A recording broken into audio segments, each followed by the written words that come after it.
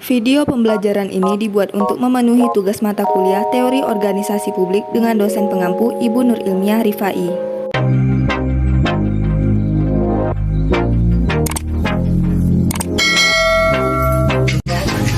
Assalamualaikum warahmatullahi wabarakatuh. Salam Om Swastiastu, Namo Buddhaya, salam kebajikan.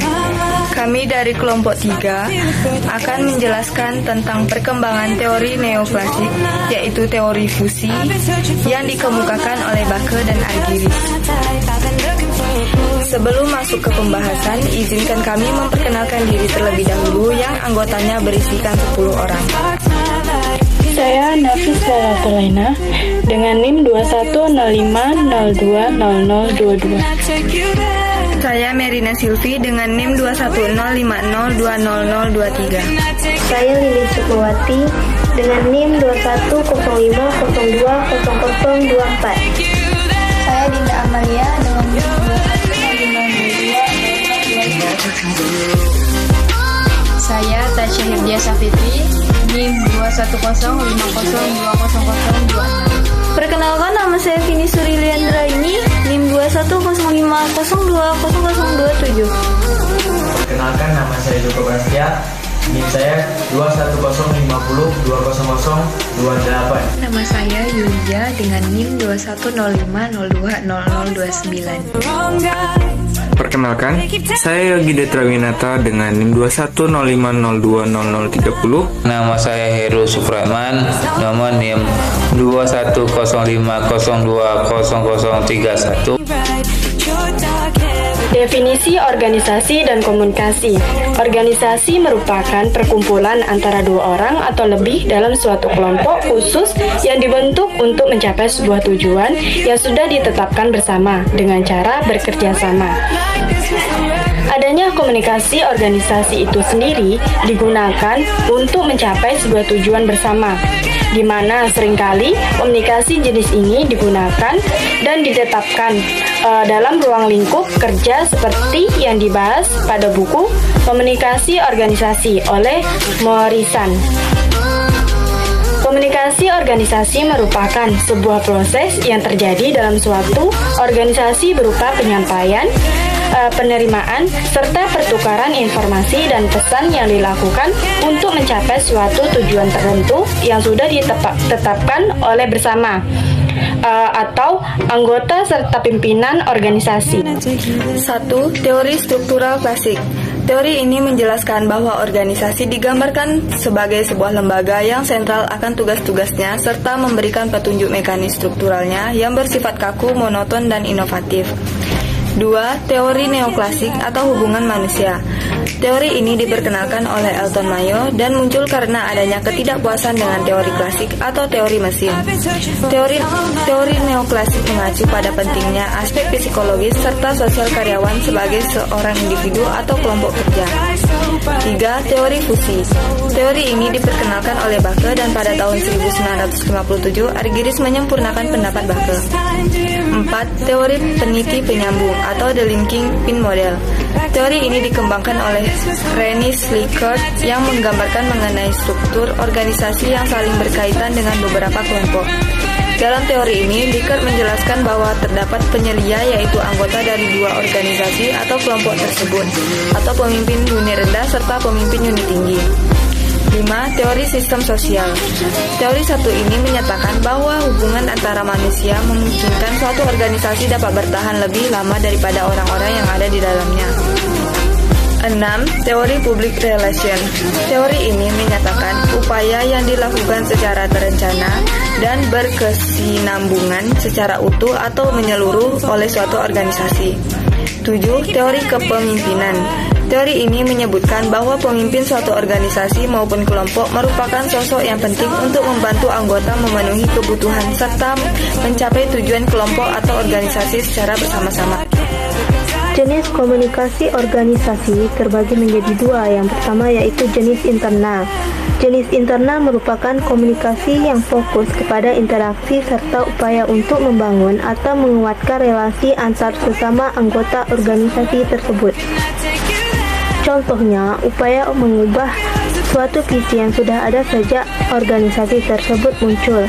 Pengubahan visi ini harus dilakukan dengan menyatukan pendapat setiap anggota melalui diskusi serta komunikasi antar anggota, serta pimpinan organisasi yang baik, serius, serta intens. Yang kedua, jenis eksternal. Jenis eksternal ini berarti komunikasi yang dibangun fokus kepada pihak di luar organisasi atau kelompok tersebut. Jenis komunikasi eksternal ini biasanya digunakan jika organisasi tersebut ingin mencari sponsor maupun iklan sehingga membutuhkan pihak dari luar organisasi untuk membantu. Komunikasi organisasi eksternal dilakukan untuk mencapai tujuan mendapatkan sponsor, iklan, membangun kerjasama, dan lain sebagainya yang dibutuhkan oleh organisasi dari pihak di luar organisasi tersebut. Selanjutnya, mengenal lebih dalam teori fusi. Banyaknya masalah dalam rangka memuaskan minat manusia yang berlainan dan dalam rangka memenuhi tuntutan penting struktur birokrasi. Beck 1950 menyarankan suatu proses fusi. Ia berpendapat bahwa organisasi hingga suatu tahap tertentu mempengaruhi individu, sementara pada saat yang sama individu pun mempengaruhi organisasi. Hasilnya adalah suatu organisasi yang dipersonalisasikan oleh setiap individu, pegawai, dan individu-individu yang disosialisasikan oleh organisasi. Karena itu, setiap pegawai menunjukkan ciri-ciri organisasi, dan setiap jabatan tampak unik seperti individu yang mendudukinya. Setelah fusi, setiap pegawai tampak lebih menyerupai organisasi, dan setiap jabatan dalam organisasi dimodifikasi sesuai dengan minat khusus individu. Agris, 1957. Seorang rekan Beck di Univ Yale memperluas dan menyempurnakan karya Beck. Ia berpendapat bahwa ada suatu ketidaksesuaian yang mendasar antara kebutuhan pegawai yang matang dengan persyaratan formal organisasi. Organisasi mempunyai tujuan yang berlawanan dengan tujuan pegawai perseorangan. Para pegawai mengalami frustrasi sebagai akibat dengan ketidaksesuaian tersebut. Sebagian pegawai mungkin meninggalkan tempat kerja mereka, menjadi apatis dan acuh tak acuh. Melalui konflik ini, para pegawai lainnya menyadari untuk tidak mengharapkan kepuasan dari pekerjaan mereka.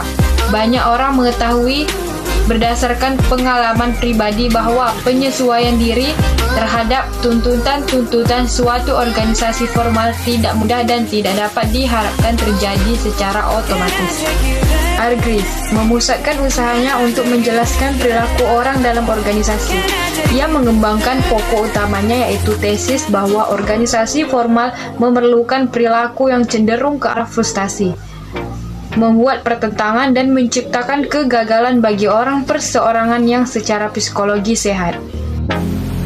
Adanya sejumlah akibat yang tak diharapkan dari interaksi antara kebutuhan orang perorangan dan kebutuhan organisasi.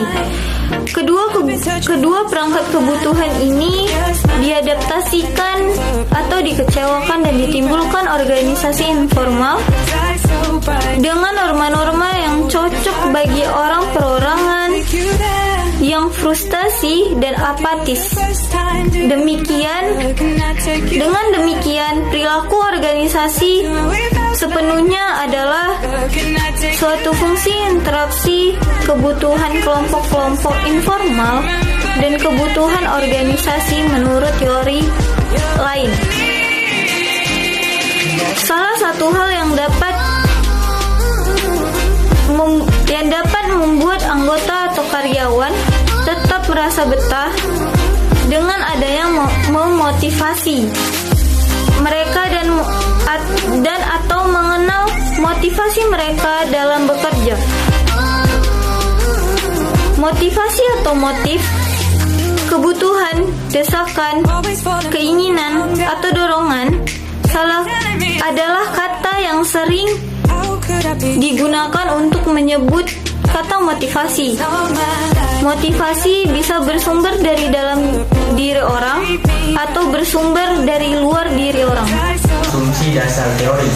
Jadi yang pertama, ketidaksesuaian yang mendasar antara kebutuhan pegawai yang matang dengan persyaratan formal organisasi.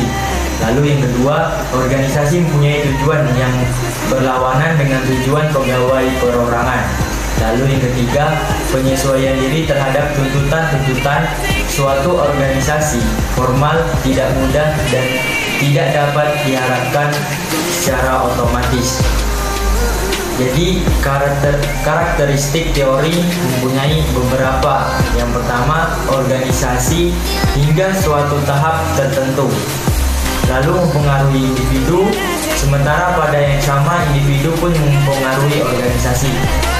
Hasilnya adalah suatu organisasi yang dipersonalisasikan oleh setiap individu, pegawai, dan individu-individu yang disosialisasikan oleh.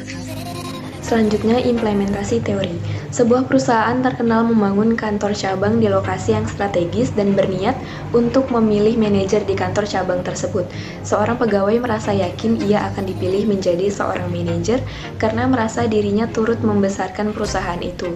Ia tahu benar siapa rivalnya. Rivalnya adalah seorang pegawai yang digambarkan self-movingnya sebagai manusia yang lamban, egois, tidak peduli pada lingkungan dan budi. Pegawai pertama yang sudah sangat yakin akan diangkat menjadi seorang manajer ternyata pada kenyataannya tidak diangkat menjadi seorang manajer dengan alasan pemilik perusahaan menganggap bahwa dirinya masih terlalu muda dan tidak mempunyai cukup pengalaman untuk memimpin perusahaan. Kecewa dengan keputusan atasannya. Prediksi Beck dan Argyris tepat. Pegawai pertama pun menjadi frustasi dan memilih untuk meninggalkan perusahaan dan mencari perusahaan yang tidak memandang umur dan pengalaman, melainkan etos dan kinerja seseorang. Pilihan seseorang pegawai untuk keluar atau menetap di organisasi dengan keputusasaan perlu dicermati oleh organisasi jika tidak menginginkan mereka menjadi duri dalam organisasi. Selanjutnya, manfaat komunikasi organisasi. Yang pertama ialah dengan mengetahui teori komunikasi organisasi, maka sebagai seorang individu yang hidup dalam lingkungan atau kelompok organisasi tertentu dapat memahami posisi kita dalam organisasi atau kelompok tersebut. 2. Yaitu pemahaman mengenai komunikasi organisasi dapat memperkuat hubungan antar anggota dan pemimpin organisasi, sehingga umur organisasi dapat bertahan lebih lama dan akan tumbuh rasa ingin menjaga serta merawat organisasi tersebut. Yang ketiga ialah mempermudah tercapainya tujuan organisasi. Hal ini dikarenakan terbentuknya komunikasi yang baik sehingga antara anggota dan setiap pemimpin unit memahami perbedaan pendapat yang hadir dalam setiap diskusi pada organisasi tersebut. 4. Yaitu mengetahui teori komunikasi organisasi dapat membuat seorang individu menyesuaikan diri serta menempatkan diri dengan baik dalam organisasi atau kelompok tersebut. Yang 5. Yaitu mengetahui tugas seorang pemimpin dan anggota dalam suatu organisasi. Kesadaran ini dapat meningkatkan kerja maupun efektivitas organisasi untuk mencapai tujuan yang telah ditetapkan secara bersama. Fungsi komunikasi organisasi. 1. Fungsi informasi. Fungsi yang pertama dijelaskan oleh Senjaja bahwa organisasi bertindak sebagai suatu sistem yang memperoleh informasi. Proses informasi yang hadir dalam organisasi tersebut diharapkan mampu memberikan dan menerima informasi dengan baik untuk mencapainya kelancaran dalam organisasi tersebut. Fungsi regulatif. Fungsi yang kedua, komunikasi organisasi diharapkan dapat memperlancar peraturan serta pedoman yang telah ditetapkan oleh anggota dan pemimpin organisasi tersebut. 3. Fungsi persuasif. Fungsi ketiga merupakan fungsi untuk memberi perintah. Fungsi ini dilakukan oleh pemimpin organisasi untuk mempersuai anggotanya daripada memerintah anggotanya untuk melakukan sesuatu. 4. Fungsi integratif.